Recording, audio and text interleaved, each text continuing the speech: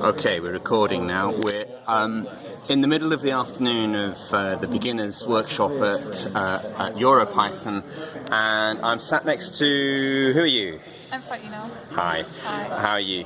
I'm fine. How are you? Yeah, I'm good. You're enjoying today, are you? I am, because I made something awesome. You've made something awesome. So what? Can you tell us? Let's just have a look. Let's have a look, because it looks So you've got a cat on the screen. very nice. I do. And it's moving. How are you moving the cat? By itself. I think show don't tell, right? I mean... Well, actually, shall we scroll over and see? And see how we move it. Okay. That's how you move the cat. That's how you move every cat, in fact. So let me see if I can get both of this in. So I can see your hand. So if you move the cat up. If I move the cat up. Yeah. If I move the board up, I move the cat up. If I move the board down, I move the cat down. Fantastic. Great. We've got floating kittens. I mean, it's easily the best thing I've ever made.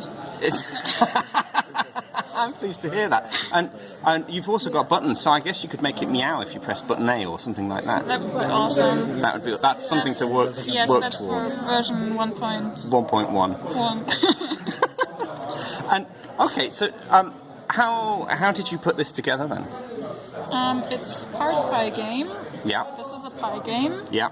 Which is a very nice and easy way to make a game. This is obviously a game, and this is a microbit controller. Yeah. Which is plugged in via USB to my laptop. Yeah. And actually this whole game has, I think, maybe 27 lines of code. 27, I could... 2 of those are comments. Just 27 lines of code, and I can see coming in through the REPL they're reading some accelerometer. Yeah. Okay, and you're using Mu as well to make all this work together, and that's a pie game.